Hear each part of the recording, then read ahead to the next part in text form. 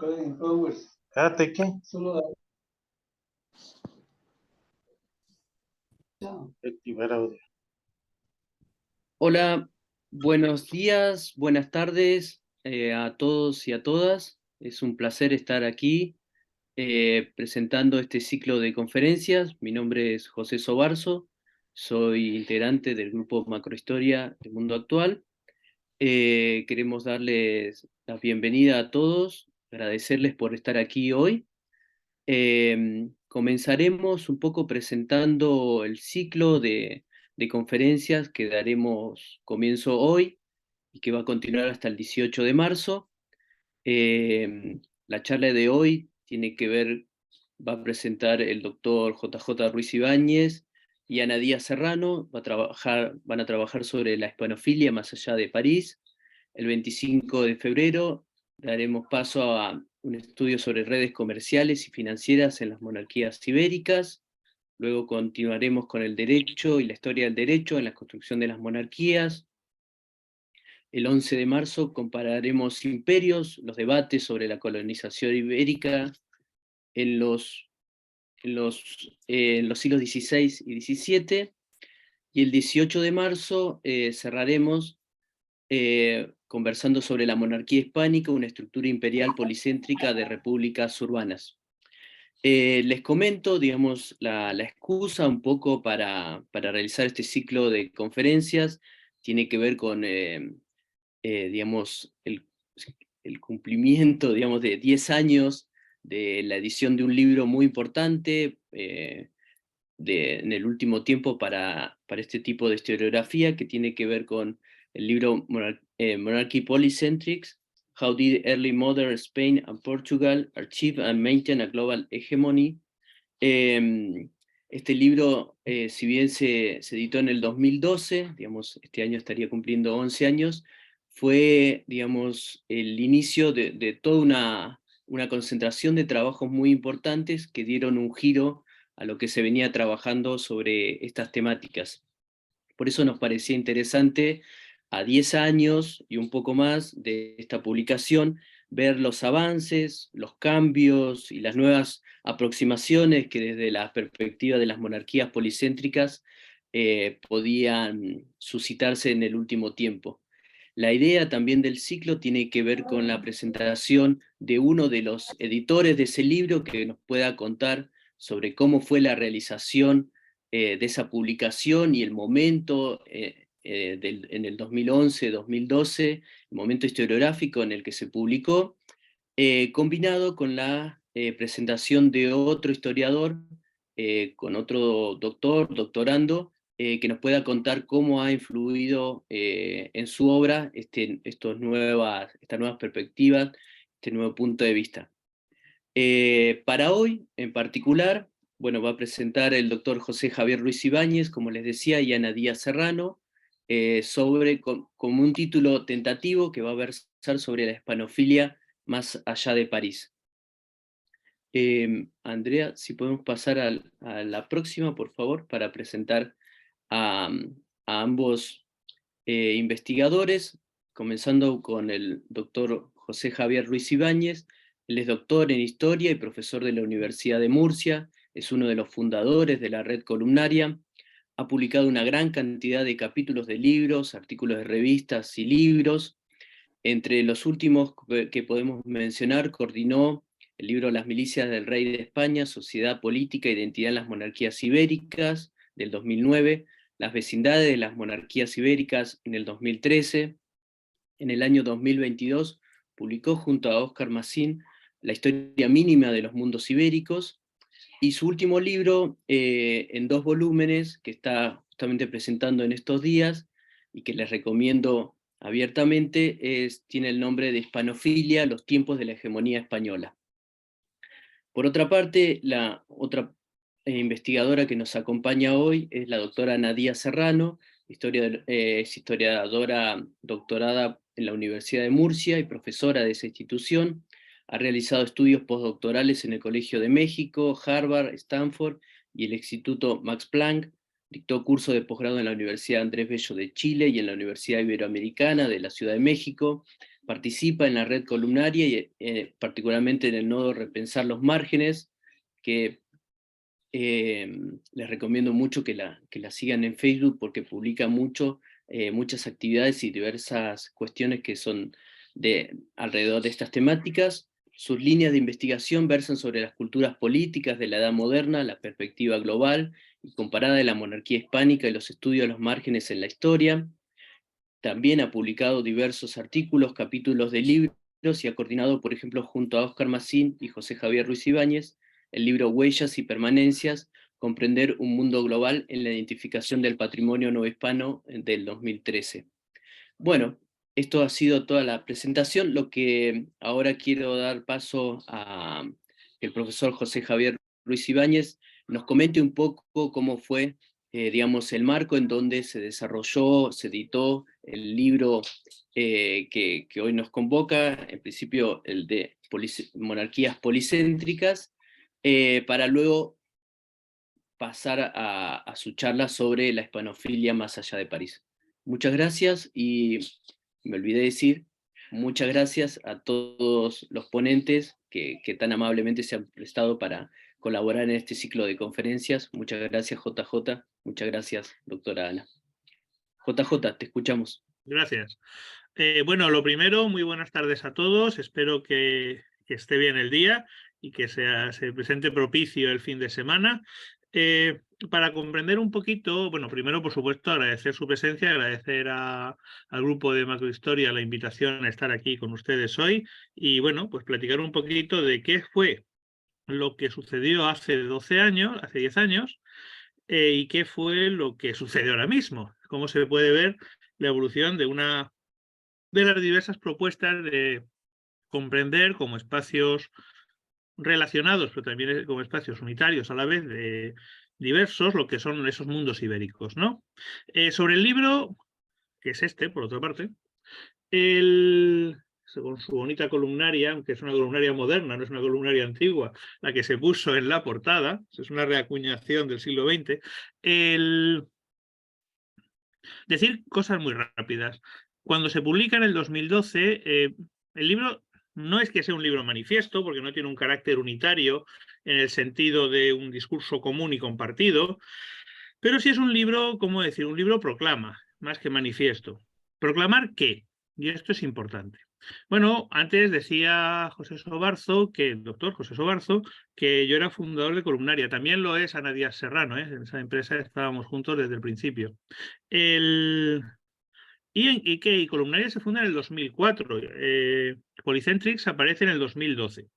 Lo que viene a ser, digamos, como proyecto editorial, un proyecto editorial, por otra parte, que consigue salir en un momento de auténtica escasez económica, todo hay que decirlo también, porque eran las consecuencias de la crisis del 2008, era presentar hacia el público general, es decir, el público que accede a la lectura en anglosajón, y no solo las poblaciones a la historiografía norteamericana, lo que vendría a ser lo que nosotros considerábamos una perspectiva nueva de análisis de los espacios atlánticos, americanos, asiáticos, que compusieron esos mundos ibéricos. ¿Por qué presentar esa forma de ver las cosas? Porque esa forma de ver las cosas se estaba construyendo, casi podríamos decir desde el 99, desde las diversas historiografías, mexicana, argentina, francesa, española, italiana, portuguesa, y para el 2012 estaba claro que desde diversos proyectos intelectuales autónomos se llegaba a un espacio de discusión propia. Por eso el libro pues tiene trabajos de historiadores que se han especializado, que ya llevaban muy especializados en cuestiones de historia del derecho, de historia económica, de historia política, de historia cultural, de historia de las devociones, pero que hablaban un lenguaje común. Es decir, el libro tenía la voluntad de ser un libro escaparate para mostrar esos diversos puntos de vista, no coincidentes en muchas ocasiones, pero sí de acuerdo en un elemento común. Un elemento común es básicamente una historia no esencialista y evidentemente en ese momento el esencialismo se identificaba sobre todo por la historia nacional o por las consecuencias de los viejos análisis de los años 70 que buscaban esencializar historia de América o historia de Europa. Es decir, un discurso genealógico y no histórico. Ese es el punto de llegada. Evidentemente, desde ese punto de llegada, el libro propone un título y propone una introducción y una conclusión a cargo de Alberto Marcos, que es muy interesante, por cierto. La conclusión me refiero. La introducción no puedo decir si es interesante o no, porque soy uno de los que la firman, con lo cual sería absurdo que la evaluara.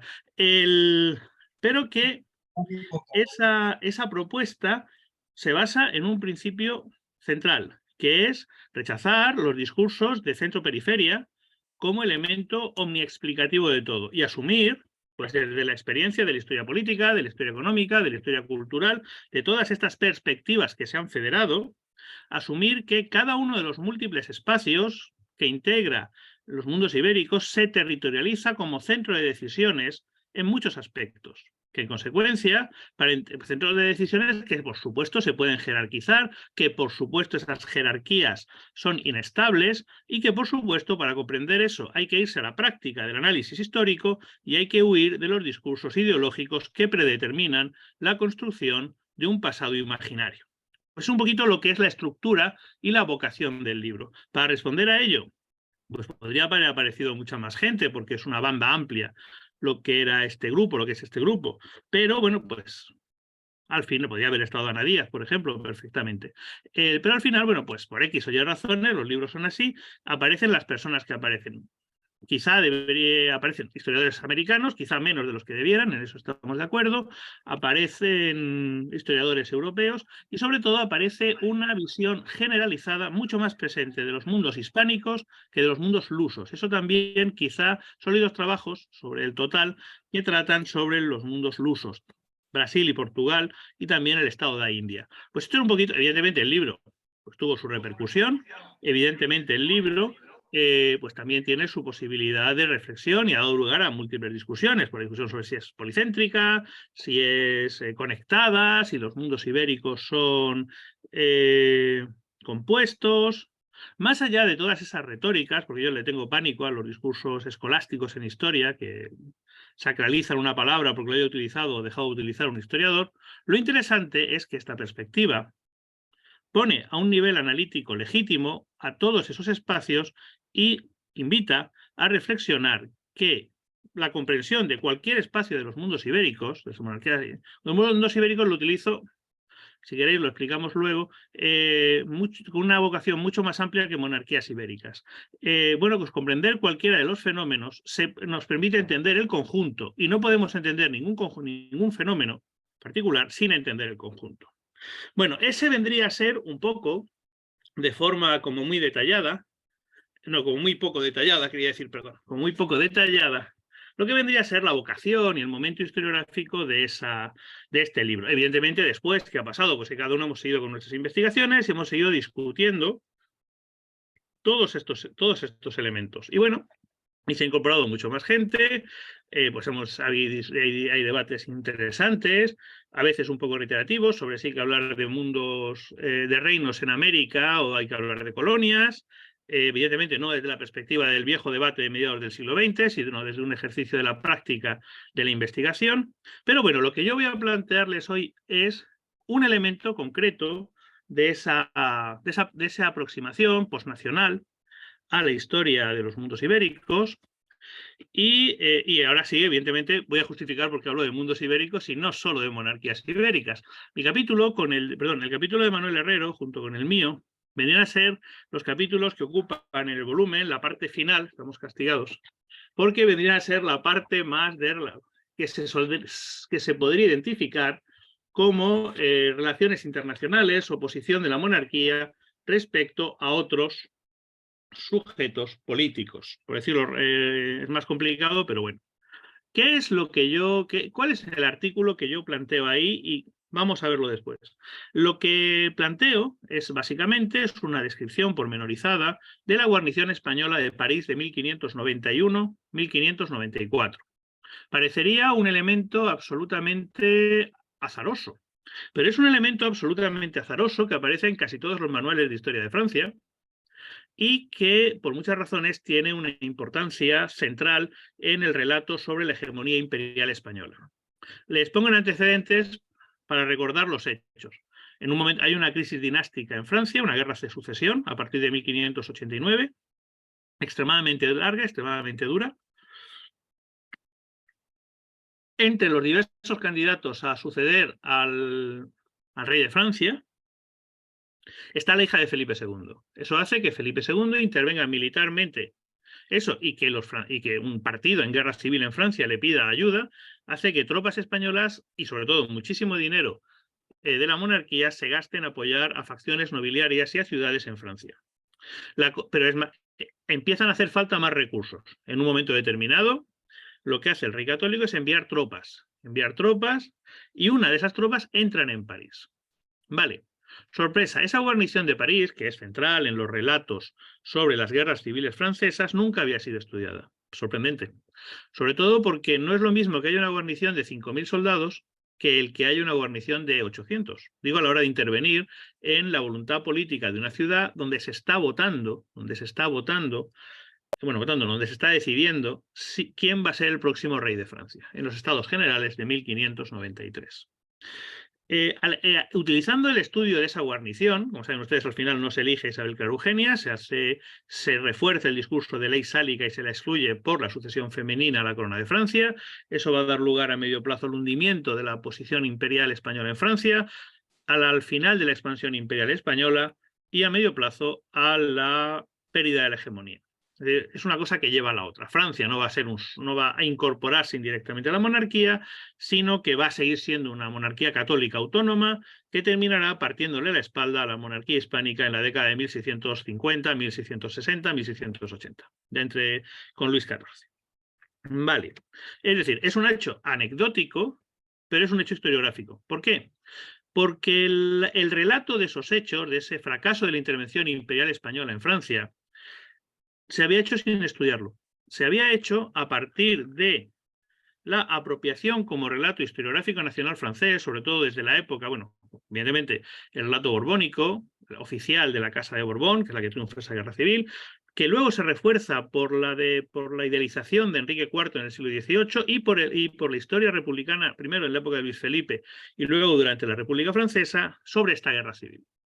En consecuencia, esa guerra civil no fue una guerra civil, no hubo guerra civil, fue una intervención indígena española que movía a través del soborno y a masas completamente fanatizadas. Es decir, el relato nacional francés, que se construye, se consolida con la historia metódica del siglo XIX, excluye la necesidad de analizar unos hechos porque ya están definidos moralmente. Claro, mi sorpresa fue cuando me encontré con esta situación, que esta situación no era en absoluto específica de Francia.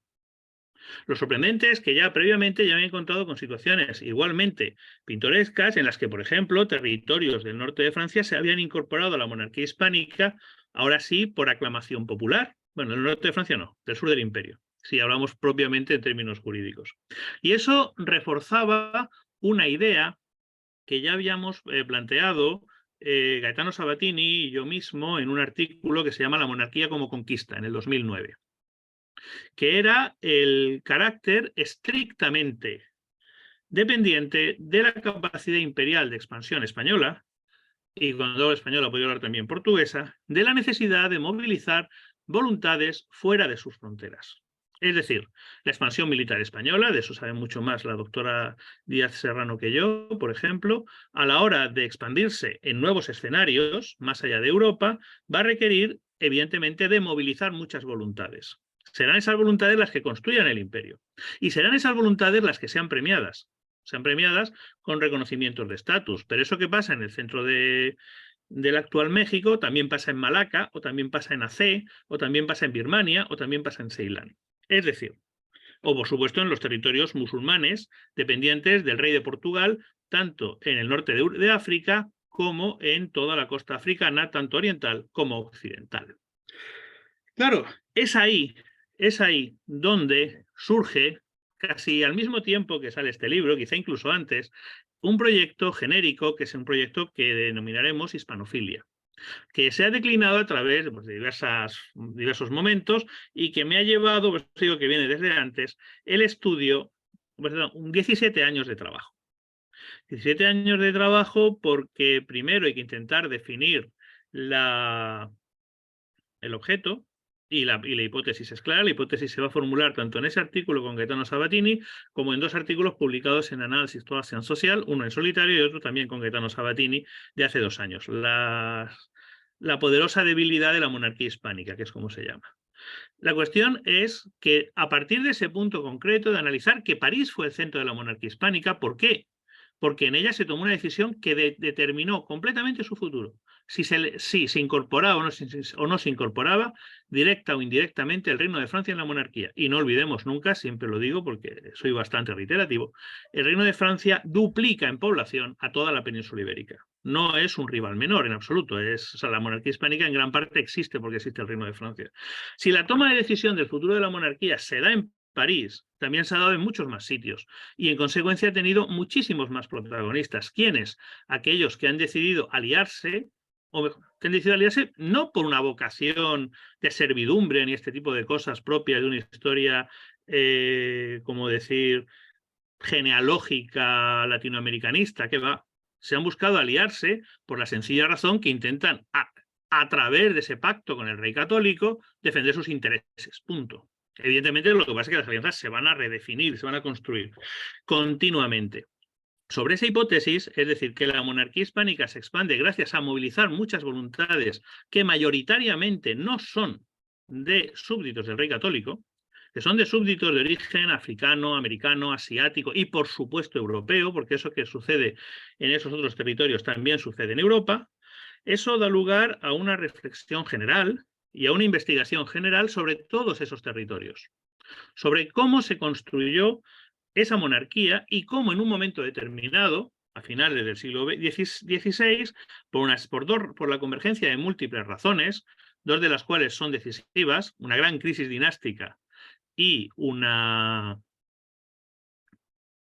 gran rebelión católica a escala continental, pues eso se facilita enormemente la posibilidad de una mayor expansión. Eso genera un tiempo histórico, que es un poquito de lo que trata el libro que comentaba José Sobarzo, es decir, el libro Hispanofilia.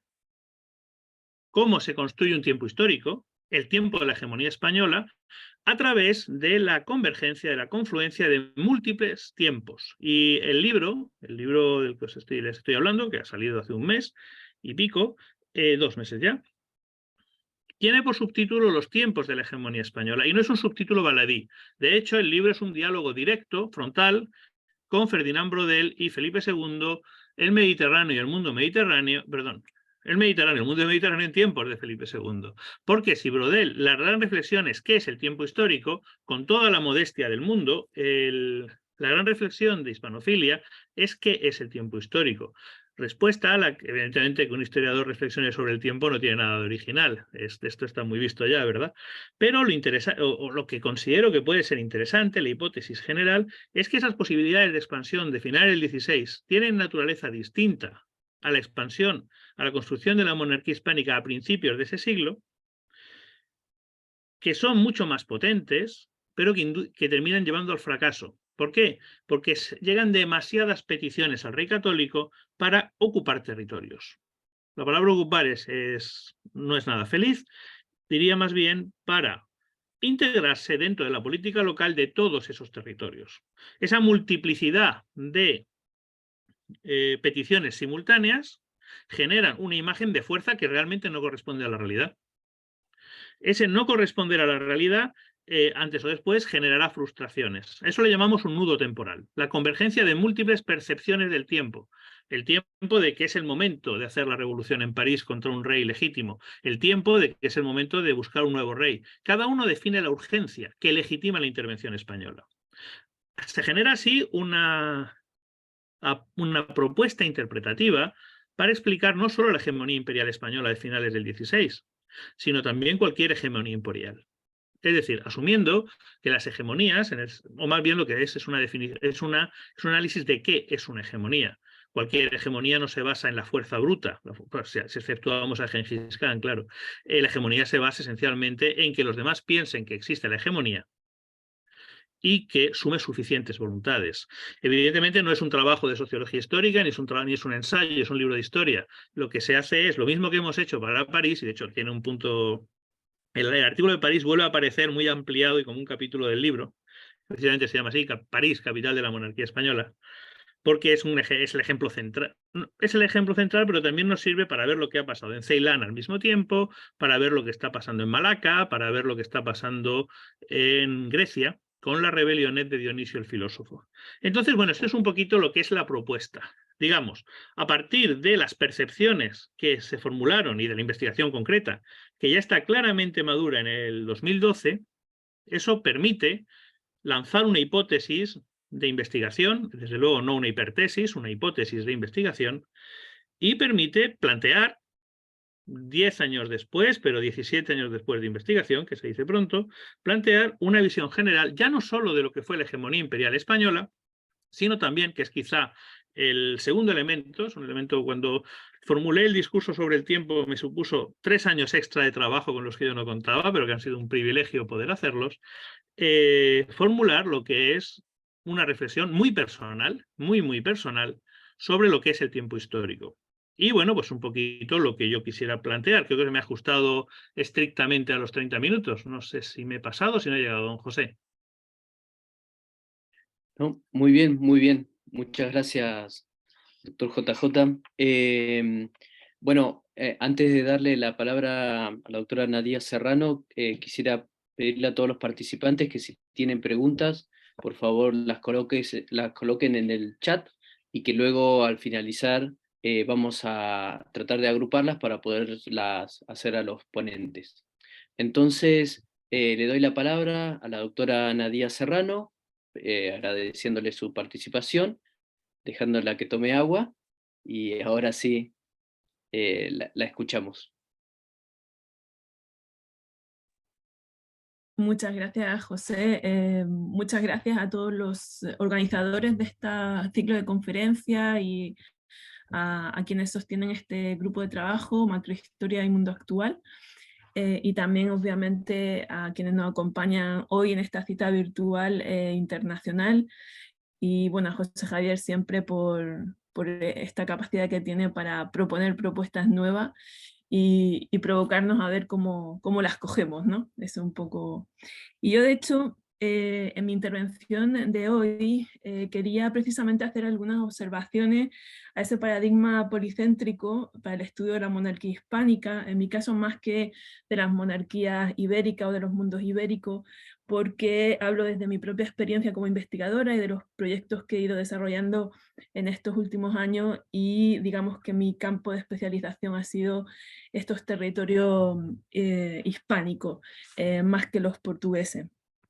Me voy a fijar en dos ideas que son también los que nos convocan esta tarde y que vienen siendo la idea de esa monarquía o monarquías policéntricas, con el que se intitula este ciclo de conferencias que hoy inauguramos, con esa mención tan directa a un libro que, bueno, en mi caso desde luego ha marcado mi fase postdoctoral y doctoral también, porque obviamente los libros cuando se publican ya llevan un bagaje previo y las cercanías al núcleo de Res Columnaria pues, me permitieron también conocer a fondo el contenido del libro, y no solamente del libro, sino de las discusiones que dieron lugar a la publicación final. Y por otra parte, la idea de visibilizar a esos sujetos históricos cuyas trazas quedan marcadas en los archivos, pero que no son vistos por los historiadores, que es una de las ideas principales que ha presentado José Javier en su libro Hispanofilia, y que, bueno, aprovecho que también da título a la sesión que nos reúne hoy aquí, ¿no? Ambas ideas, creo, parecen resolver un problema historiográfico fundamental, que era el de cómo explicar el pasado en sus propios términos, es decir, con la complejidad de sus propias dinámicas y de sus propios agentes. En ese sentido, no podemos negar que la historiografía más actualizada pasa por reconsiderar las relaciones centro-periferia. Es un debate que se abre hace ya varias décadas y que sigue, sin embargo, marcando una pauta en el análisis histórico.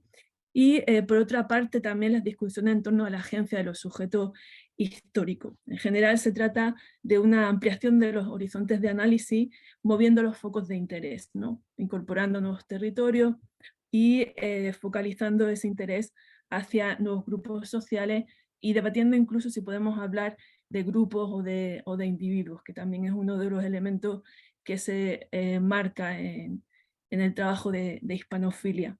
No obstante, y ahí sí que incorporo mis preocupaciones personales, cabe advertir el riesgo de pensar en que ese movimiento, digamos, de cámara equivale a una descentralización. Una descentralización de la historia, que es otro anhelo historiográfico también, digamos que con cierta antigüedad, y que pregunta no solo sobre quiénes protagonizaron esa historia, sino también quiénes les otorgan o quiénes reconocen a estos sujetos históricos en ese papel protagónico. En un esquema, por otra parte, en el que en realidad estamos todo el tiempo marcando jerarquías, eligiendo qué objetos, qué sujetos, qué espacios responden mejor a las preguntas que formulamos para explicar el pasado y entender el presente. Yo he hecho mi investigación fundamentalmente centrando mi atención en un objeto de estudio que son las poblaciones indígenas americanas en el siglo XVI, primeras décadas del siglo XVII, algún coqueteo con otras épocas, pero siempre volviendo a estos primeros siglos de la primera modernidad.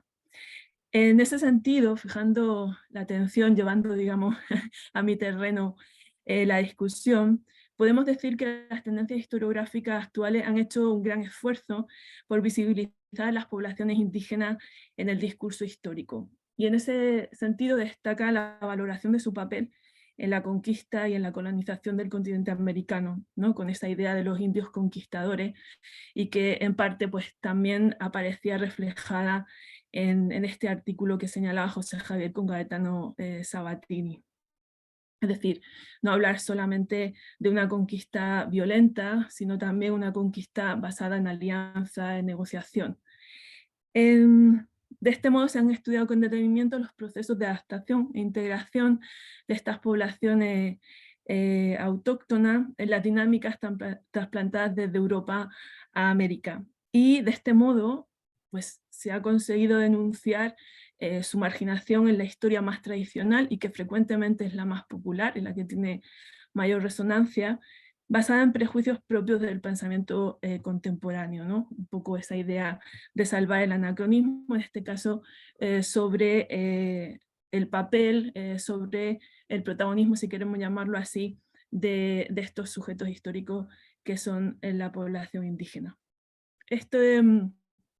Digamos, este enfoque, esta perspectiva, este tratamiento de estos sujetos históricos tradicionalmente marginales y que aparecen en primera línea en el análisis histórico, ha permitido caracterizar la dominación ultramarina de la corona española como un proceso de negociación y acuerdo que da lugar, obviamente, a una sociedad biológica y culturalmente mestiza o híbrida. Por tanto, pues podemos hablar de una historia indígena, con toda la comilla del mundo, de la expansión europea. Y de esta manera, pues parece que se ha resuelto una ecuación difícil, que era la de pensar una América en términos multiculturales, donde cada grupo encuentra su lugar desde la acción y no desde la sumisión.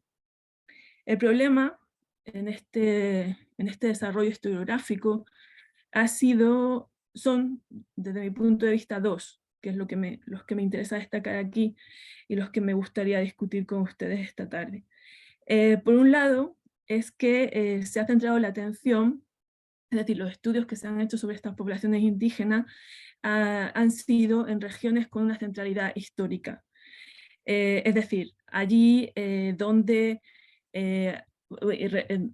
había un interés para la propia corona, incluso antes de la llegada de los españoles, puntos estratégicos para el desarrollo político, económico y social de la corona española, bien sea para defensa, gobierno, circulación de bienes, extracción de recursos, etcétera, etcétera, ¿no? Por ejemplo, pues esas áreas, esos territorios que coincidían con los imperios prehispánicos, las capitales virreinales, o las zonas adyacentes, las regiones adyacentes a estas capitales virreinales, los puertos, las minas o los centros mineros, e incluso las fronteras, pero no cualquier frontera, pues sino aquellas que marcaban, digamos, las principales los principales discursos de la monarquía en cuanto a defensa y expansión. Y por supuesto, más recientemente, los pasos interoceánicos, que vendrían a ser espacios marginales,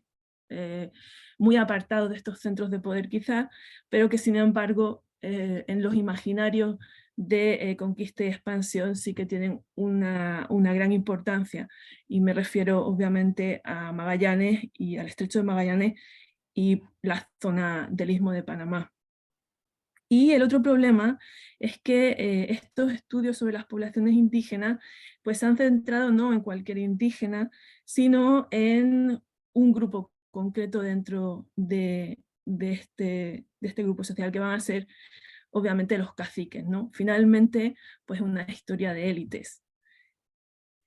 Finalmente digo, la mirada, esa historia indígena de la expansión europea ha sido una historia de los dónde y de los quiénes son perentorios para garantizar el control y la estabilidad del imperio, ¿no?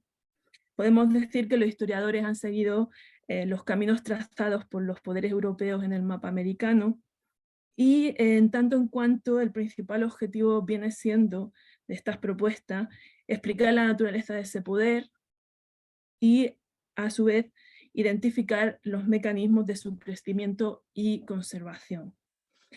Finalmente lo que se ha expuesto ha sido una América, o el cómo se ha incorporado América a estos análisis historiográficos, estos análisis históricos, es como un campo de pruebas de la habilidad de estos poderes europeos para trascender su marco de referencia, Europa, y dominar el mundo, ¿no? Incluso superando, venciendo el mayor de todos ellos en ese periodo que vendría siendo la distancia. Como consecuencia, desde el punto de vista de una historia de América, encontramos que grandes y muy diversas regiones americanas han tenido un ajuste complicado en el discurso historiográfico predominante, ¿no? Podríamos hablar de áreas marginales, y no necesariamente estamos hablando de un margen geográfico continental, sino incluso de manera interna. Siempre, por ejemplo, y yo pongo mi propia investigación a prueba, pues por ejemplo, habiendo hecho una tesis doctoral sobre la llamada República de Tlaxcala, pues al final resultó como autocrítica, pero también siendo consciente desde dónde se desarrollan las investigaciones, de dónde hablamos, pues al final todas las investigaciones sobre la tan renombrada República de Tlaxcala vienen siendo sobre la ciudad de Tlaxcala, cuando en realidad Tlaxcala es una provincia, y un análisis realmente complejo de ese fenómeno que es la alianza de los tlaxcaltecas con los españoles, su incorporación a la administración española, etc., tendría que tener en cuenta al conjunto de ese territorio pequeño, y quizá ahí pues, podríamos matizar muchos de los análisis y de las conclusiones hasta las que se ha llegado hasta ahora, partiendo de la base, por ejemplo, de esos niveles de aculturación, y finalmente quiénes eran los que tenían esa facilidad de comunicación con lo español o con las autoridades españolas. Yo, desde mi punto de vista, podemos concluir que efectivamente uno de los logros más significativos de la historiografía más actualizada, interesada en estas dinámicas globalizadoras, si queremos utilizar otros términos, dinámicas de expansión europea, que van a caracterizar a esa primera modernidad, ha sido la formulación de una organización policéntrica del poder, es decir, muchos centros distribuidos a través de estos territorios dominados, pero tenemos que tener en cuenta que esa multiplicación de centros sugiere también la necesidad de multiplicar las periferias. Multiplicar las periferias, hacerlas visibles e incorporarlas a los discursos históricos. Cabe, por tanto, identificar a qué nos referimos con esa periferia.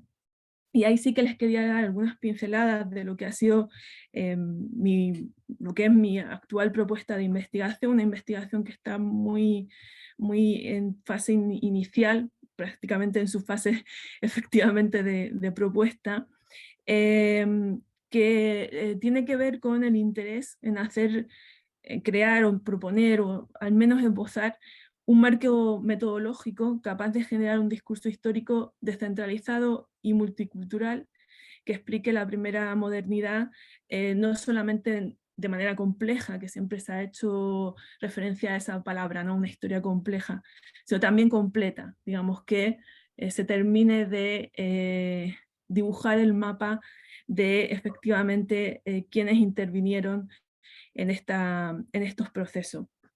Mi proyecto en concreto pretende hacer este marco o aportar este marco metodológico analizando, estudiando a las poblaciones indígenas, siguiendo mis líneas de investigación anteriores, pero apartándome de esos espacios de mayor atención historiográfica, que en mi caso era el centro de México, y yéndome hasta las costas del Pacífico, es decir, buscar un margen geográfico y un margen social para responder a esa historia indígena que les comentaba anteriormente, una historia indígena de la élite, una historia indígena de la resistencia, en muchos casos, expuesta como excepción, y finalmente pues también una historia indígena presentada como complemento de esa otra historia de lo europeo o de los europeos sobre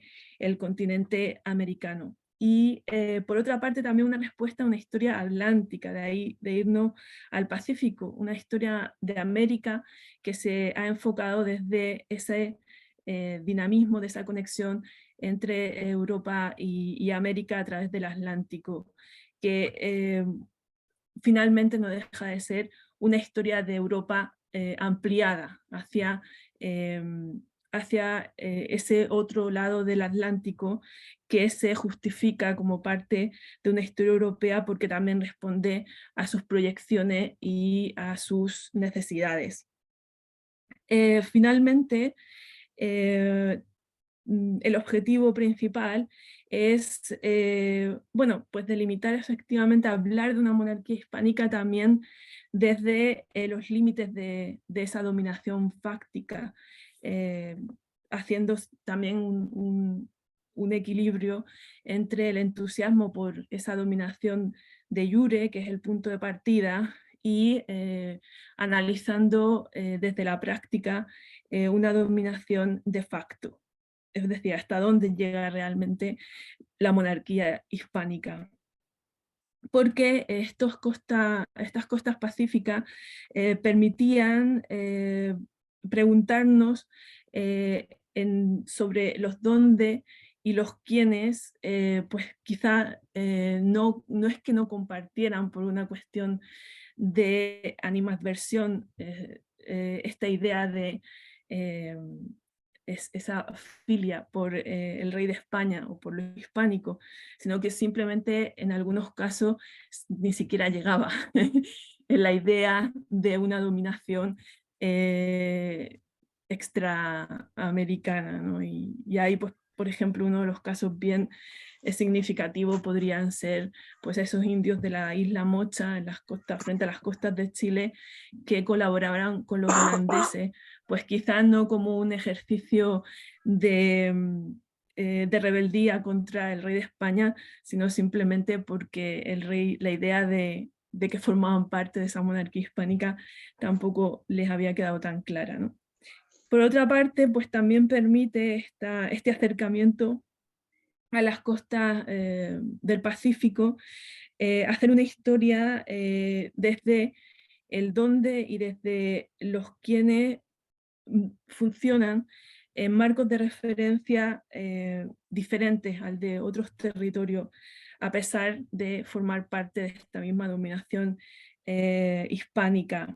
De otros territorios más centrales y a la misma vez menos alejados, ¿no? de estas estas lógicas de funcionamiento. E incluso también podemos hablar incluso de temporalidades, porque el abarcar un espacio tan grande también nos permite hablar de esas dinámicas de dominación o de conquista en diferentes fases y ver cómo esas fases se complementan y algunas veces se superponen. En ese sentido, lo de esta idea de territorios diferentes o que funcionan en marcos de referencia diferentes, incorpora un elemento que ha sido central tanto en mi investigación como en las propuestas recientes sobre el funcionamiento de la monarquía hispánica, que es el de las distancias, ¿no? Siempre con un afán de explicar esa superación de las distancias, ¿no? Y creo que todos nos vienen a la cabeza algunas de las publicaciones más significativas al respecto, pero más que vencer la distancia, mi idea es cómo se gestiona esa distancia, cómo se consigue, se consigue hacer una administración a pesar de las distancias, sería, ¿no? Y la reflexión que conecta a estas costas del Pacífico con el resto de la monarquía, pues sería un estudio sí de los mediadores, de la mediación, ¿no? Que no sea un trabajo de lo aislado, sino cómo este aislado se dialoga también con sus propias reglas, digamos, en sus propios términos, con otros espacios, con otros agentes de la monarquía. En definitiva, pues poner una mirada a ras del suelo que tiene una complejidad, un problema de base, sí se los quiero plantear así también como parte de una discusión sobre, bueno, pues cómo hacer en nuestros estudios sobre el pasado, y que también aparece mucho en las referencias de Polycentric y de Hispanofilia, que es el trabajo de archivo, ¿no? Porque una de las excusas para evadir el estudio y no incorporar a estos otros sujetos históricos o estos otros espacios en los análisis más generalizados de la monarquía hispánica ha sido la falta de fuentes. Bueno, quizás sí dejaron un rastro, pero bueno, finalmente la pregunta es ¿qué pasa con aquellos sujetos históricos cuyo rastro pues se pierde por la siguiente nevada, o no fue lo suficientemente consistente como para que nos demos cuenta de que incluso el rastro sigue ahí, ¿no? Y ahí sí una propuesta que quizá Polycentric sí que lo hacía más evidente, pero que quizá con el paso del tiempo se ha ido mitigando, es la propuesta transdisciplinar o multidisciplinar también, ¿no? No solamente el trabajo de archivo necesario, obviamente, sino también la incorporación de otro tipo de fuentes.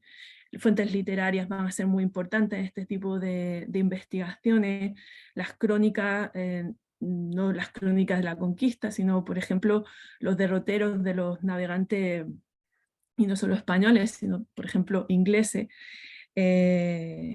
incluso también los trabajos arqueológicos que están haciéndose en algunos países latinoamericanos en este caso, y que dan pistas de que, bueno, no solamente Acapulco, por ejemplo, servía de referencia, sino que había otros pequeños digamos, núcleos costeros con importancia, quizás no en un discurso de mayor entidad, pero sí para las dinámicas que se desarrollan en esos espacios. Finalmente, una pregunta que también plantea, que viene de los planteamientos de Polycentric y del propio trabajo que se ha hecho en Res Columnaria, pues finalmente es cómo hacer esa historia transnacional. La apuesta obviamente parece evidente, pero siempre tiene una complejidad al final resolverlo, ¿no? Y bueno, la propuesta atlántica, la propuesta del Pacífico también era una invitación a efectivamente romper esa barrera de lo nacional, ¿no? y poner en diálogo historiografías que se han desarrollado de manera muy separada y que como consecuencia de esa separación, de esa mirada hacia adentro, se ha evitado un diálogo y por tanto la proyección de, si quieren, una única entidad, que sería el Pacífico, a diferencia de lo que ha ocurrido con el Atlántico. Y en cualquier caso, ahí de nuevo tenemos el problema de los archivos, porque el archivo de dónde, ¿no? Hay que ir desde dónde realmente cuando reclamamos un trabajo de archivo para darle consistencia a la investigación, pues el archivo también marca una perspectiva y también marca, digamos, la línea de la respuesta de esas preguntas que hacemos como historiadores. El archivo, una referencia a esos archivos regionales, a esos archivos municipales, conscientes obviamente de las limitaciones que suponen por pérdidas de los fondos por diferentes motivos, y sobre todo también tener en cuenta el cómo se hacen los archivos, que incluso los archivos nacionales también tienen una historia, y el tipo de documentación o cómo encontremos la documentación ahí también va a estar determinada por esa manera de haber concebido la historia como historia nacional, ¿no? Como un instrumento finalmente de creación de esos estados.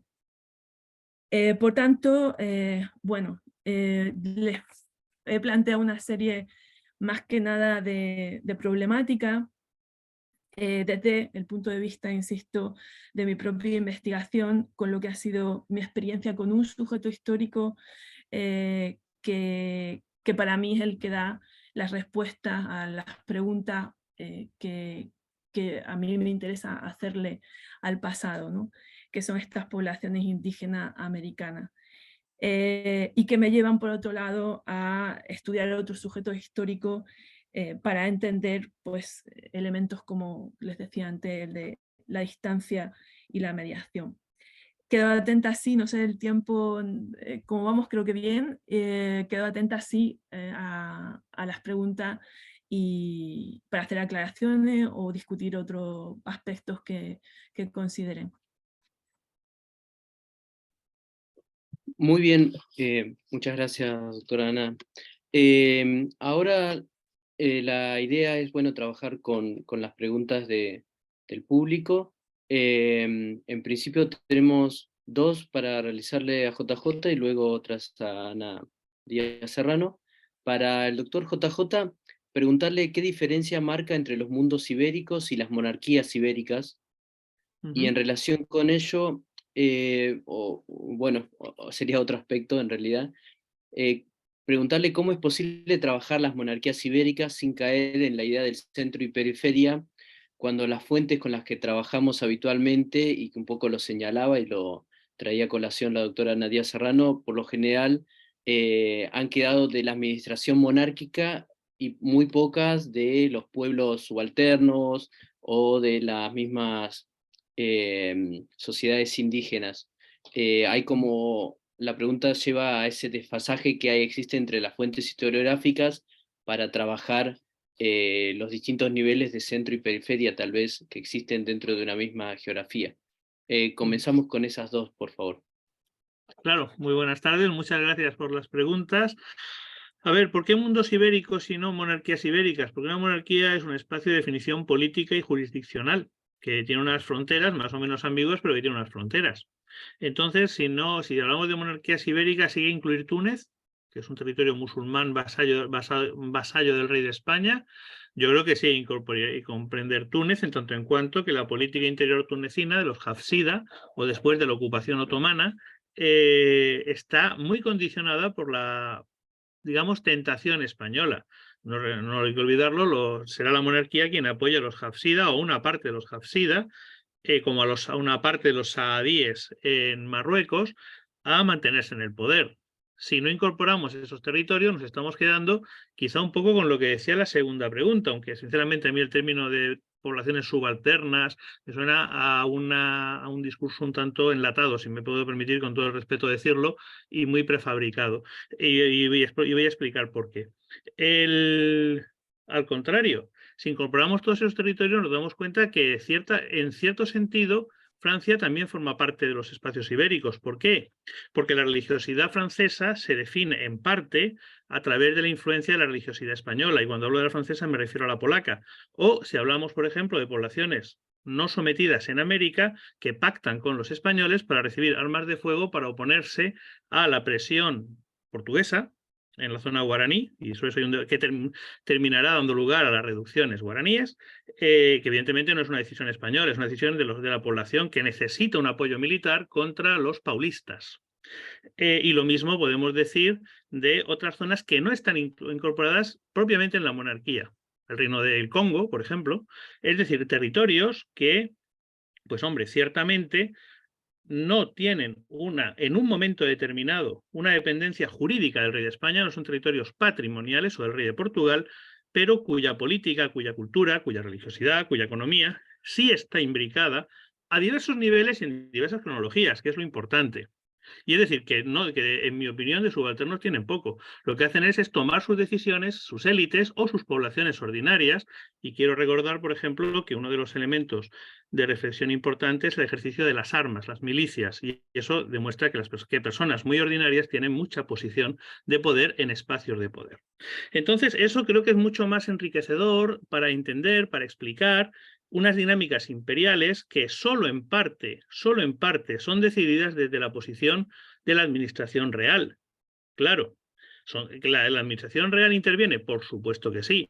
¿Que los intereses de los europeos intervienen? Claro que sí. Pero eso no anula, o sea, no convierte en espectadores de su propia historia a esas poblaciones que no se integran dentro de los territorios jurisdiccionales. Y dentro de esos territorios jurisdiccionales patrimoniales de la monarquía, 3/4 partes de la misma, por lo menos hasta la revolución fiscal del siglo XVII en Europa, del siglo XVIII en América.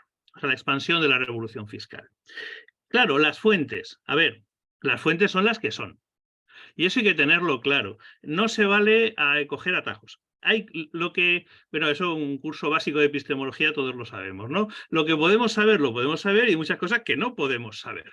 Tenemos que manejar las fuentes que tenemos. Afortunadamente llevamos cosa de 300 años y pico haciendo crítica de fuentes, utilizando otras disciplinas y buscando nuevas fuentes de todo tipo. Desde el arte hasta la propia construcción del paisaje, hasta la evolución de las especies. La evolución de las especies no me refiero al pobre Darwin, me refiero a la incorporación, a la movilidad de plantas y animales con o sin intervención política, que eso también es importante.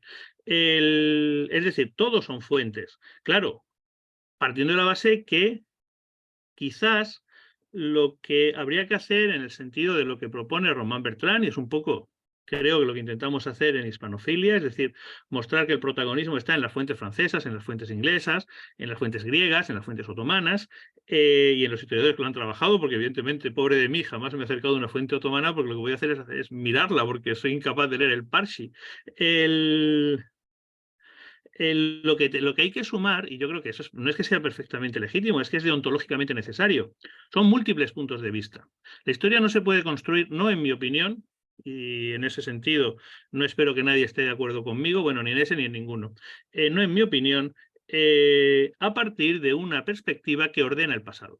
La historia tiene que construirse asumiendo que se construyó desde múltiples puntos de vista que competían entre ellos y que la realidad, sea lo que sea la realidad, resultante era el conflicto y la fricción entre esos puntos de vista que intentaban imponerse, que intentaban jugar y que nunca llegaban a construirse. Por lo tanto, referencias culturales, no podemos entender a las poblaciones indígenas de Castilla, indígenas de Italia, que eran igual de indígenas, indígenas de América, indígenas de Asia, que uno es indígena de donde es indígena, si somos previos, que juegan un papel dentro de un poder imperial. Evidentemente, cada uno lo hará con sus instrumentos que no son esenciales, sino que evolucionan, que tampoco son universales para todo el mundo de esas poblaciones, que son poblaciones que están en conflicto, como cualquier población humana, y que todo ello da lugar a dinámicas extremadamente interesantes que da lugar a muchas fuentes. Claro, a la hora de hacer la crítica de fuentes, pues insisto, tenemos una larga experiencia y seguimos aprendiendo. porque hay muchas cosas que estamos aprendiendo ahora, de nuevas técnicas, que, bueno, pues como, creo que es Pascal, me parece, no sé si es Pascal, me puedo equivocar, pero no es Pascal. En todo caso, que tenemos que mantener siempre ese esprit de finesse, ese intento de comprensión, que nunca que tiene que ver un poco con la intuición y con la conciencia de que lo que creamos son certezas, no verdades. Siempre podremos saber más cosas, siempre podremos tener un mejor telescopio y ver más estrellas, pero eso es lo divertido del oficio, ¿no? No sé si he contestado o me he dejado algo por ahí. No, muy bien, JJ. Ahora para la doctora Ana Díaz Serrano, preguntan cuáles son los márgenes de la monarquía, si siempre esta coincide con las fronteras políticas de la monarquía, o si existen márgenes de la monarquía que están dentro de la misma península. ¿La Nueva España es más margen que Murcia, o cómo es esa relación, cómo lo ve desde su punto de vista? También relacionado con eso, ¿cómo explicaría desde su propuesta que algunos grupos indígenas, especialmente en el sur de Chile, apoyaron a las tropas realistas en las disputas por la independencia? Y para cerrar, una pregunta que hicieron recién también, dentro de los estudios historiográficos, ¿qué nuevas fuentes y metodologías han sido relevantes para por sus aportes y que no se habían considerado? Saludos desde México. Ahora sí, doctora. Bien, gracias por las preguntas. Los márgenes de la monarquía. Bueno, una de las cosas que discutimos en nuestro grupo de investigación, en repensar los márgenes, es precisamente definir qué es un margen, o a qué podemos referirnos exactamente con eso, porque nos movemos entre la idea del margen territorial, que es el más frecuente, y discutimos con que efectivamente haya que identificarlos con esa frontera, si quieren, política. Y de hecho la propuesta que yo les presentaba es lo que está más allá de esas fronteras políticas, que para el periodo que yo trabajo pues vendría siendo esa frontera llamada Chichimeca, ¿no? Pues qué hay después de esa frontera chichimeca, y por darles una referencia geográfica, por ejemplo, ahora mismo estoy trabajando el caso de las Californias. Entonces, bueno, son espacios que ni siquiera aparecen en el mapa historiográfico, porque histórico algunas veces, y el kit de la cuestión está preguntarse cómo aparecen efectivamente en el periodo esos espacios que, bueno, que parece que no estaban, o que estaban técnicamente con esa dominación de jure, pero que parecía difícil incorporarlos o considerarlos bajo el punto de vista de la dominación de facto. Entonces, bueno, de hecho sí, bueno, yo distinguiría entre marcar una frontera con todas las características que se le han dado a las fronteras en los periodos anteriores a la creación del Estado-Nación, y pensar en aquello que incluso se sale de esa definición. En el caso chileno, ya que una de las preguntas era sobre Chile, pues podría ser pues, qué es lo que pasa efectivamente en esa zona de la Patagonia, tanto la chilena como la argentina. Que son espacios pues, que en los mapas aparecen muchas veces como no conocidos, no dominados, incluso no habitados, ¿no? Que es lo que implica esas denominaciones también cartográficas, y sobre todo en contraste con las informaciones que dan aquellos que sí que visitaron esos territorios, ¿no? Y vuelvo otra vez un ejemplo de fuente bien simpática, que son los derroteros que los derroteros ingleses, sobre todo los ingleses, los españoles no lo ponen, donde aparece la referencia, un puntito, aquí vive una población indígena, o de indio, amigos. Amigos es que pues, les dan pie a intercambio de mercancía. Y, o en alguna referencia que pone, estos indios no conocen la dominación española, y que bueno, pues son claves para que los navegantes ingleses hagan allí paradas, ¿no? Y bueno, esa es la idea del margen territorial, pero también hemos trabajado con la idea del margen social, que el margen social pues también efectivamente aparece en el caso americano muy marcado por estas fronteras culturales, identitarias, y también jurisdiccionales entre las poblaciones indígenas y las poblaciones de españoles, que es el punto de partida de esta definición de las repúblicas de indios y las repúblicas de españoles. Si vamos hacia la península, y ahí más que hablando de márgenes, hablando de periferias, que también podemos hacer una distinción en cuanto a un término y otro. Bueno, precisamente mi investigación inicial era preguntarse, comparar dos de estas periferias de la monarquía, y concretamente Murcia con Tlaxcala. Son tan, digamos, son tan periféricas, más periferias. Bueno, en la pregunta de partida y de llegada, el objetivo, la comparación entre estas dos repúblicas parecía muy evidente a que nos llevaran a pensar que daba lo mismo que la periferia estuviera fuera peninsular o fuera ultramarina. Lo importante es que contaban con los mecanismos para acercarse a los centros correspondientes. Y esa ha sido cierta insatisfacción por esa respuesta, fue lo que en los años siguientes me ha llevado a alejarme cada vez más de estos espacios que, bueno, son periferias efectivamente, pero, y ahí sí siguiendo la propuesta de Polycentric, acaban teniendo cierta centralidad, ¿no? Y ahí quise alejarme primero yendo a zonas que estaban cerca de estas regiones, provincias que estaban, digamos, marcando una frontera territorial con respecto a estos centros, o esta otra más protagónica. Y ahí, por ejemplo, pues estudié el caso de Chiapas, y incluso ya analizando cómo funcionaba esa periferia un poquito más alejada, pues todavía me quedaban preguntas sobre efectivamente cómo funcionaban estas relaciones o cómo se pueden definir la organización de la monarquía hispánica en base a esa idea de centros y periferia, asumiendo que efectivamente siempre va a haber un centro y siempre va a haber una periferia, y advirtiendo del riesgo de que esto sea así, porque puede parecer o que todo es centro, que cada centro genera múltiples periferias, y un poco al final era un análisis como en círculo. Entonces, bueno, da para mucho juego esa pregunta, si efectivamente las periferias peninsulares, y ahí están los estudios de casos, son fundamentales para hacer esta medición. ¿Cuál es mi denuncia? Que los casos de estudio son muy centralistas, en el sentido de que finalmente siempre vamos a estudiar, tenemos cierta atracción por aquellos espacios cercanos incluso a las propuestas que ya se han hecho. Y en parte, pues la culpa de esto lo tiene la disponibilidad de los archivos. Cuanto más importante sea ese núcleo, parece que va a tener más posibilidades de estudio, va a ser más generoso también con respecto a la información que nos pueda propiciar. No va a ser lo mismo una ciudad con representación en cortes, con todo lo que se implica a nivel de generación de documentación, que una pequeña aldeíta donde pues quizá incluso si hubo alguna vez un archivo o hubo documentación, pues con el paso del tiempo se perdió, o a saber dónde acabó, ¿no?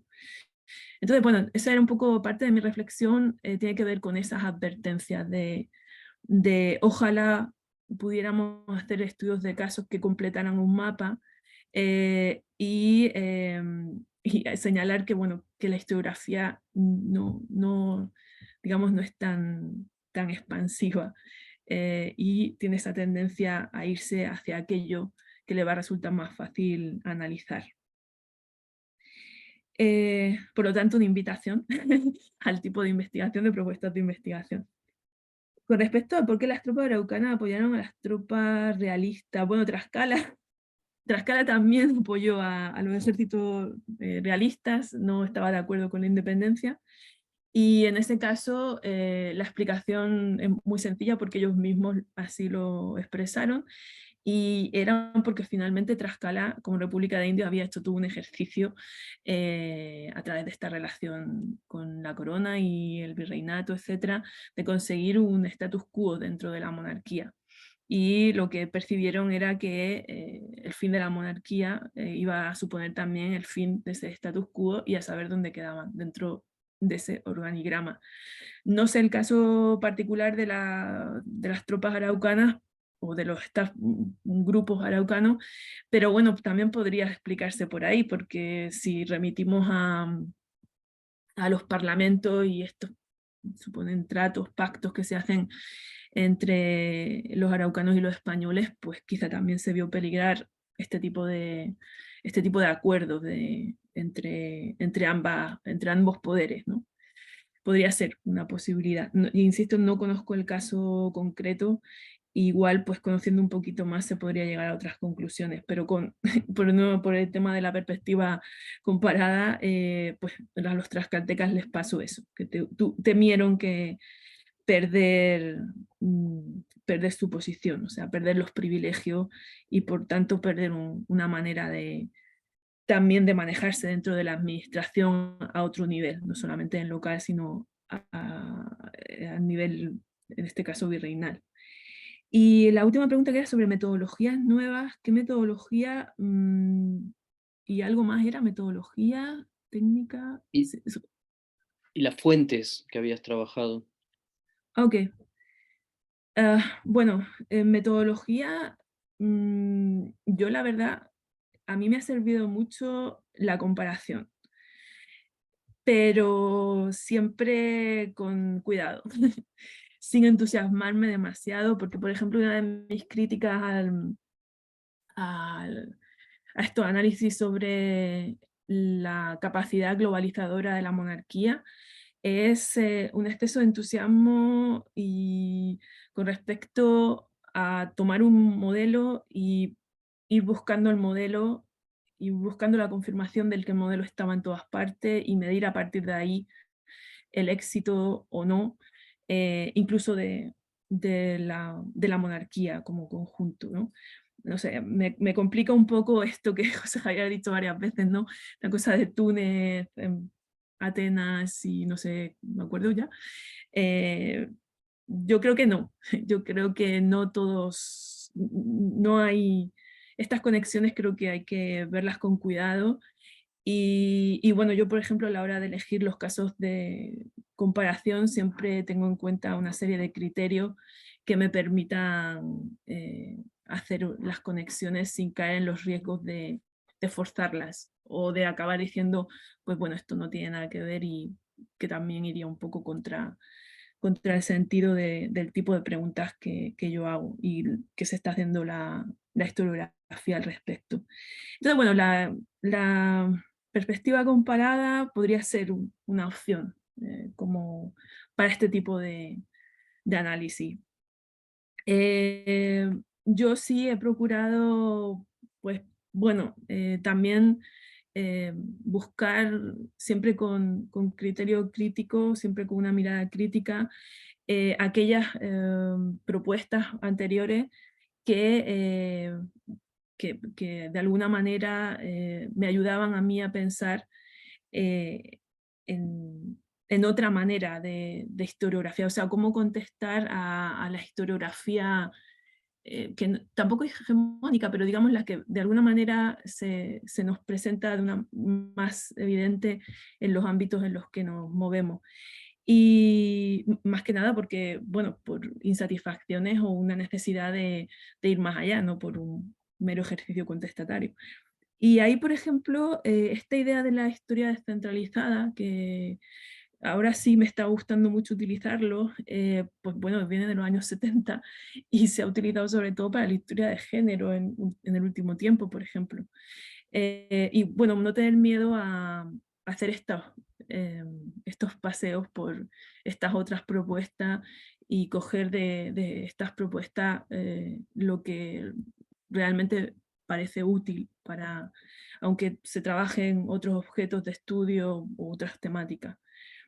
Y finalmente las fuentes. Yo la verdad es que en eso soy un poco terrible porque me cuesta mucho delimitar las fuentes. Entonces, originalmente me gustan mucho las fuentes locales que se generan a nivel local, pero en el caso americano y en el caso de las poblaciones indígenas esto es casi, bueno, un anhelo más que... Y he trabajado mucho con actas capitulares. Y de las actas capitulares a la documentación que desde el ámbito local se genera para comunicarse con otras instancias de la monarquía. Por ejemplo, las cartas de estas repúblicas de indios a, bueno, a las audiencias, al virrey y en última instancia incluso a la corona. Entonces, esa, digamos que son la documentación con la que yo me siento más cómoda, pero por ejemplo, hace poco presenté un artículo que hace un estudio sobre los tambales en Filipinas y bueno, la única manera de estudiarlo era leyendo las cartas de los gobernadores. Entonces, bueno, podemos decir, no es precisamente la fuente ideal o no está clasificada dentro de lo que sería una fuente para trabajar fuente indígena. Pero es que yo a este momento vendría siendo la única fuente que he encontrado que me permita hacerlo. Con respecto a este proyecto del Pacífico, la lista de fuentes es pues, desde cartografía, todo lo que genere ese, en este caso, sujeto colectivo que a mí me interesa, que son estas poblaciones indígenas, pero también todo lo que se genere en torno a estas poblaciones indígenas, que qué referencias hay por otros sujetos a ellos, descripciones, el mínimo dato en este caso me ayuda, me sirve. Entonces, en ese sentido, digamos que hay que ser un poco originales también, en el sentido de no tener miedo a cruzar las líneas de lo que se supone que tiene que servir para estudiar determinados temas, determinados sujetos, incluso determinados espacios, ¿no?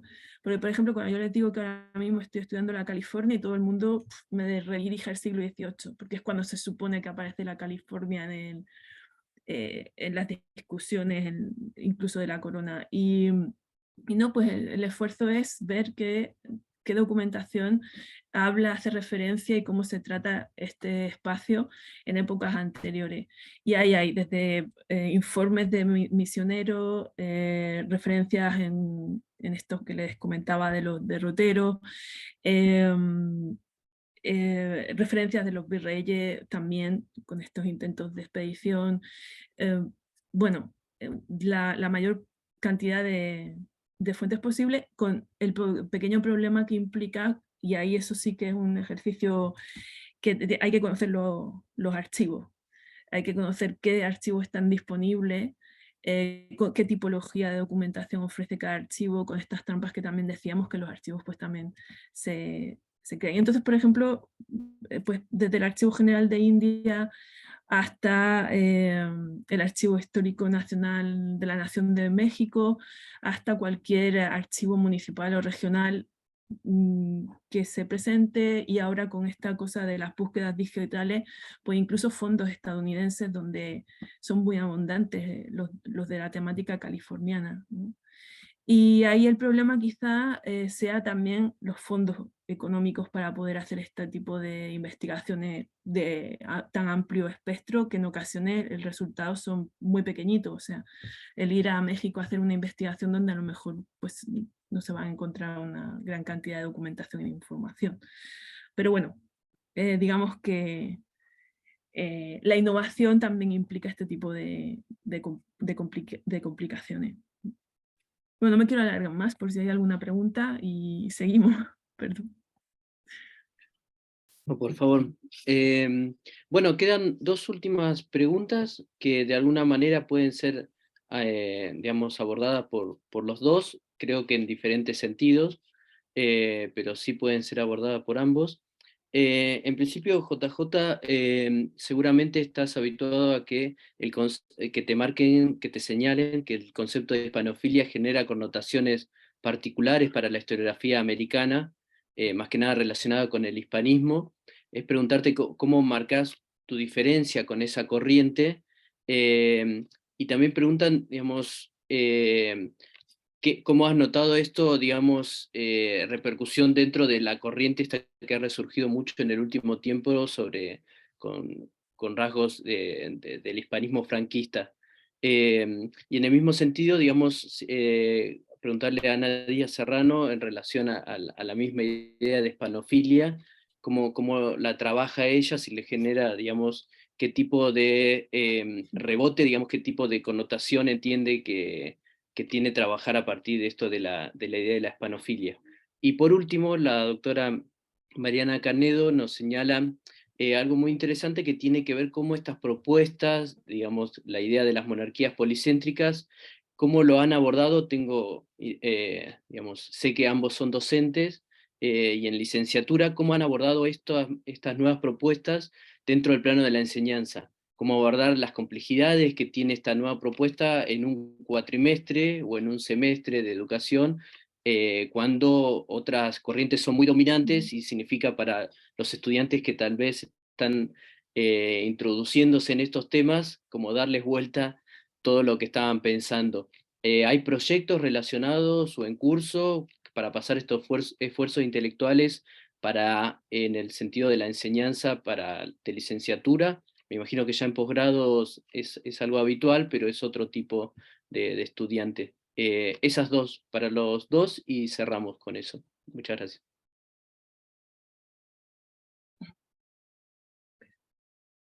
Entiendo que cuando se dice hispanismos se quiere decir hispanidad, ¿verdad? Es decir, y no hay que olvidar que el discurso de hispanidad es prefranquista. De hecho, viene de las comunidades de migrantes españoles en Argentina, por ejemplo, y va a tener su punto culminante en el famoso libro de Ramiro de Maeztu, que después va a tener, digamos que va a ser la base, bueno, ya desde la época de Primo de Rivera es una formulación fuerte, con un discurso de comunidad hispana de naciones, o básicamente hispanismo, que sí va a ser central dentro del discurso nacional español, nacionalista español ya durante la Segunda República y heredado por el franquismo. En ese sentido, el discurso nacional español no va a ser muy discordante de un momento al otro. O sea, el franquismo va a ser más un nacionalismo católico, ahondando las cosas de Ramiro de Maeztu.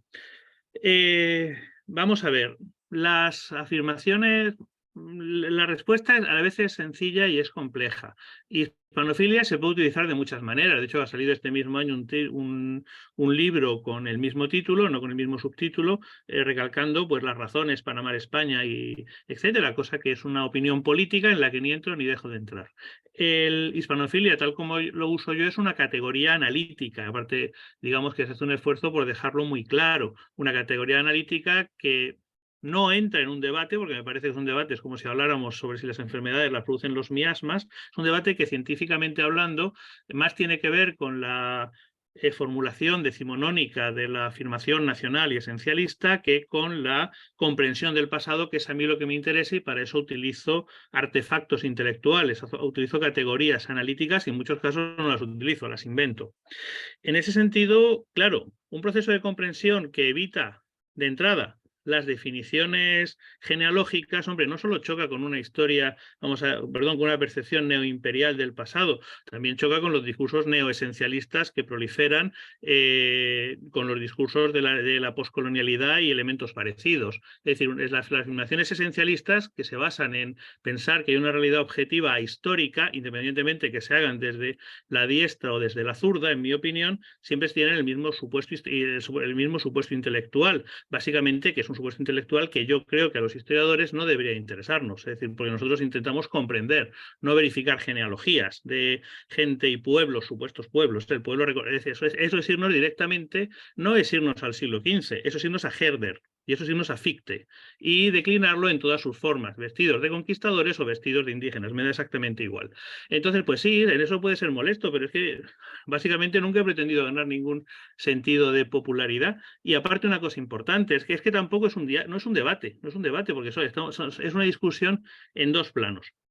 Sobre lo de la docencia, hombre, yo en el grado de historia no di clase, con lo cual adaptar el discurso a los historiadores no lo hago, pero sí lo adapto a los politólogos y a los estudiantes en ciencia audiovisual. Y en realidad creo que el objetivo, la estrategia es demostrar que todo el mundo fue protagonista del pasado. Es decir, que no había actores y espectadores, sino que todo el mundo, subrayo, todo el mundo, de alguna forma construyó su pasado y todo el mundo, de alguna forma, con todos los condicionantes determinados, era el centro de ese pasado, con lo cual se puede interpretar a partir, no que un espacio sea más legítimo que otro, que va, pero un espacio lo podemos utilizar como ejemplo para entender el conjunto.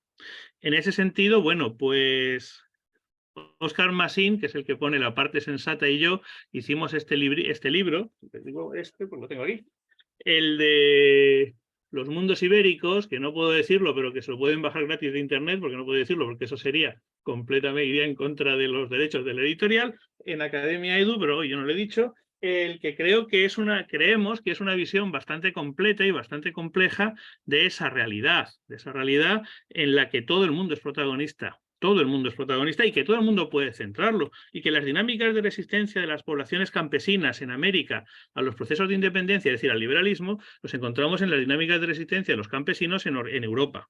Y mucho tiene que ver con defensa de sistemas corporativos y plurijurisdiccionales, y más aún si esos sistemas implican la propiedad colectiva, lo cual no nos sorprendamos que los campesinos, me da igual el color de su piel, luchen a favor del antiguo régimen cuando el liberalismo llega confiscando las propiedades colectivas, ¿no?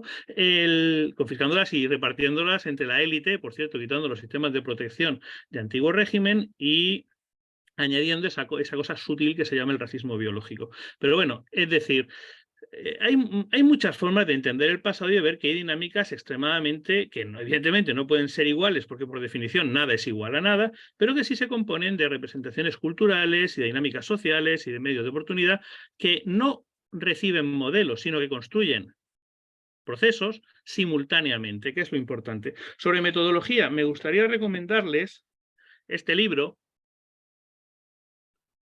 Los mundos ibéricos como horizonte metodológico, que yo sepa es el único libro que ha salido con una propuesta metodológica densa sobre cómo estudiar la historia social, la historia política, la historia económica de los mundos ibéricos.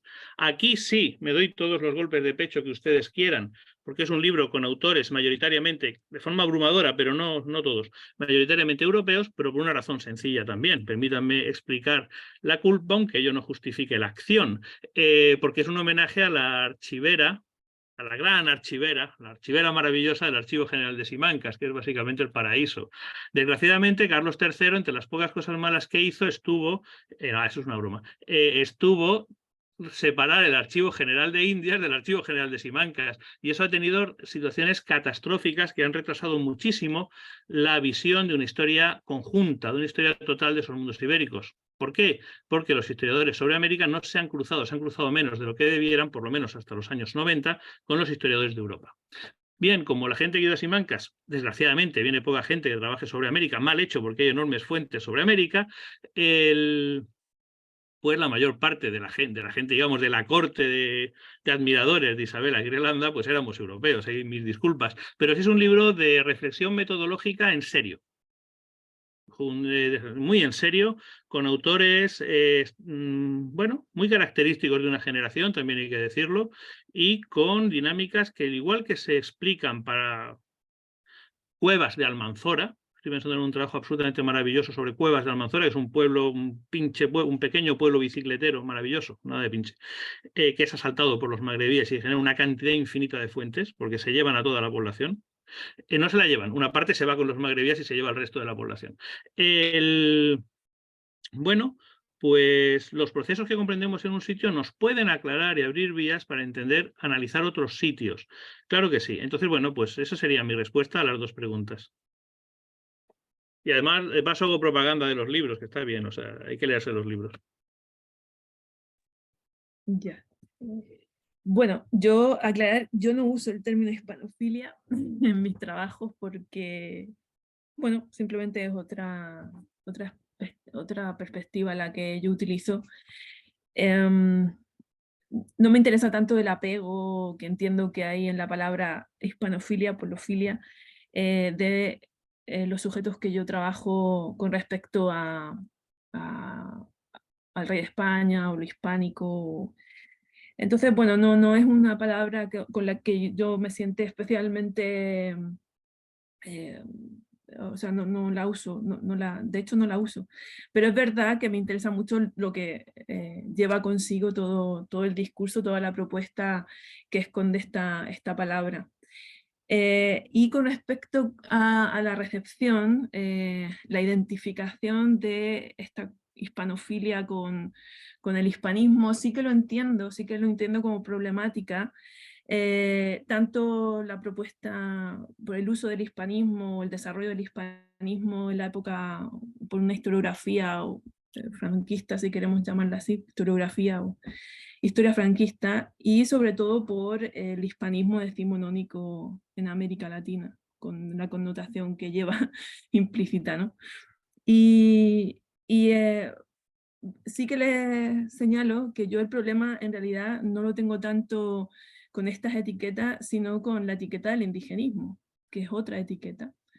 De hecho, bueno, me hace gracia lo de José Javier, que dice, bueno, todos eran indígenas. Sí, pero la palabra indígena historiográficamente pues también tiene un significado y tiene un señalamiento, hace un señalamiento. Digamos, tiene una genealogía.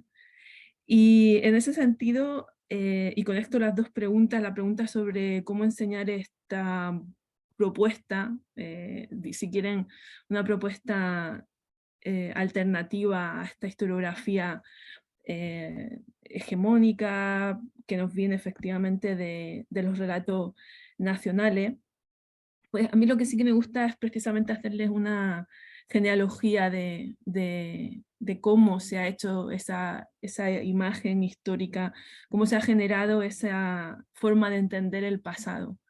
Entonces sí que incorporo estos conceptos como el del hispanismo, el por qué en el siglo XIX aparece una historia con ciertos elementos y con ciertos conceptos, con el objetivo de que sean más conscientes de la necesidad que hay de revisar esos parámetros sobre el pasado y ofrecerles los instrumentos, las herramientas con las que contamos, tanto historiográficas como archivísticas, para superarlo.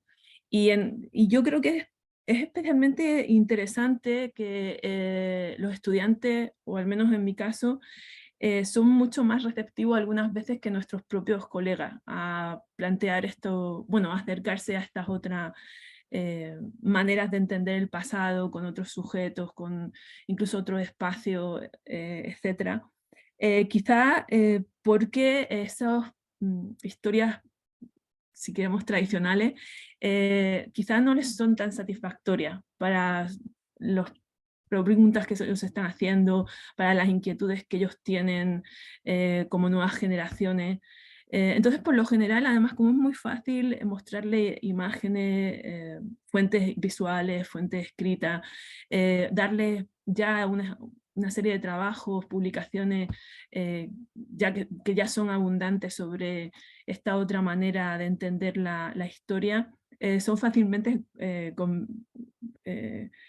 seducibles hacia estos otros terrenos, ¿no? Es verdad que yo tengo también la ventaja, bueno, no sé si es ventaja o desventaja, y es que la historia de América, aquí en Murcia en concreto, mirando al Mediterráneo, tampoco hay una enseñanza muy sólida. Entonces es verdad que todo lo que damos son generalidades, son ideas muy básicas. Entonces su conocimiento de la historia, y no se da en fases anteriores de formación. Entonces, claro, realmente cuando llegan al aula, a mi aula, son como materia virgen, prácticamente el tema americano. Solo que hay que ir pues, sabiendo cómo les han enseñado la historia moderna, por ejemplo, cuyas referencias van a ser siempre Europa, pues un poco ir marcándole las líneas de ruptura para decir, no solamente Europa, tenés que pensar América desde América, con todas sus particularidades, etcétera, etcétera. Y yo siempre les presento América y creo que es una buena opción, y a mí me ha servido porque finalmente mi decantación por América ha sido esa, pues que América es un buen laboratorio, usando esta palabra que también tiene su conflicto dentro de la historiografía, un buen laboratorio para entender situaciones y problemas muy, muy actuales, pues desde la discriminación racial, o sea, son cosas que están ahí a la orden del día y que, como digo, parece que sí que les resulta útiles para afrontar ellos mismos sus problemas, ya no solamente historiográficos, porque igual es una cosa así como muy rimbombante, sino casi sus inquietudes personales sobre, pues finalmente, cómo interpretar este presente, porque, por ejemplo, cuando yo les hablo de las distancias, de las inmediateces, cuando hablamos de, bueno, los conflictos que se generan en los intercambios también culturales, todo ese tipo de cosas les parece muy de aquí de ahora.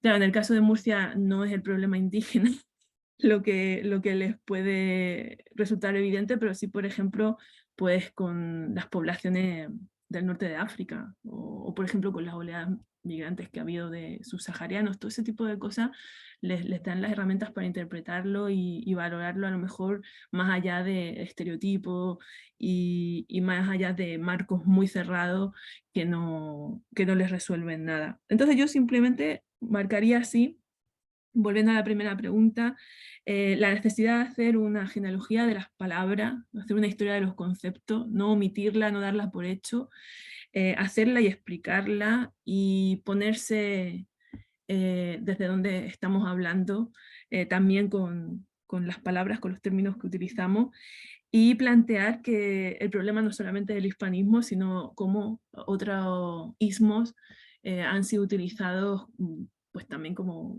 casi como un arma arrojadiza, ¿no? Y los indigenismos que últimamente en la prensa española tuvo mucho eco porque una política española lanzó aquello de indigenismo es comunismo y ya con aquello no, ya, pues bueno, ¿qué vamos a discutir, ¿no? Pero bueno, tampoco son inocentes este tipo de proclamas y entender pues por qué se utilizan estas ideas, así se lanzan a la sociedad.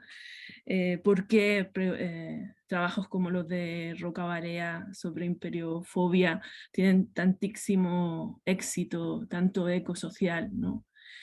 Y cómo alimentan, por otro lado, imaginarios históricos, estereotipos, que finalmente cómo clasifican y cómo colocan y recolocan a sujetos históricos, cómo redefinen esos protagonismos históricos, ¿no?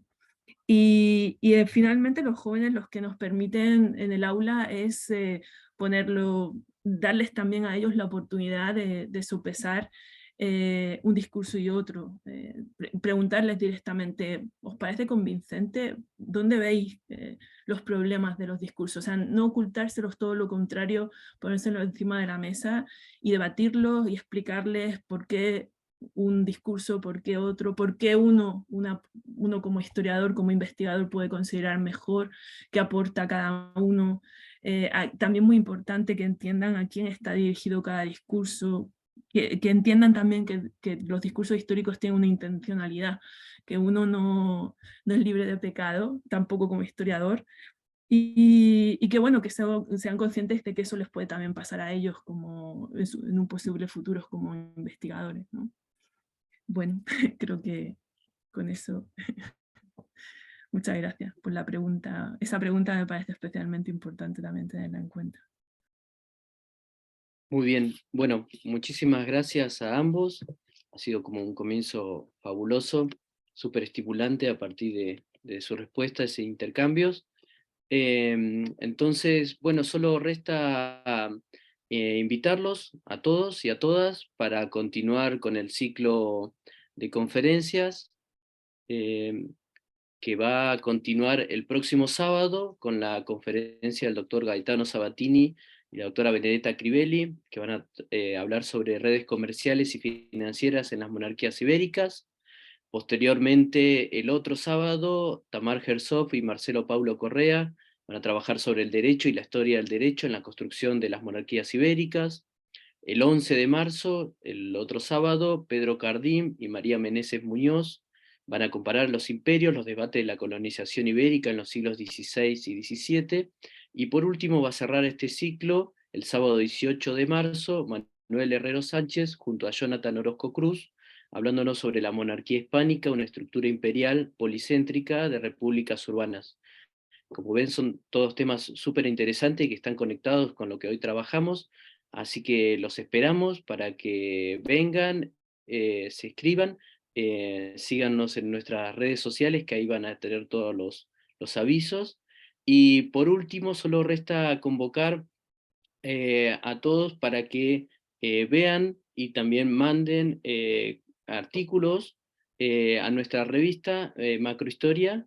Ahí tienen nuestras redes sociales, y también en nuestro sitio web de la revista Macrohistoria, pueden enviarnos artículos para su publicación.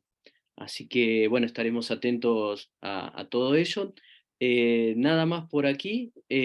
Agradecerles por último y nuevamente a JJ y a la doctora Nadia Serrano por su conferencia y predisposición a compartir este sábado con nosotros, y los despido hasta el próximo sábado. Así que muchas gracias a todos y a todas.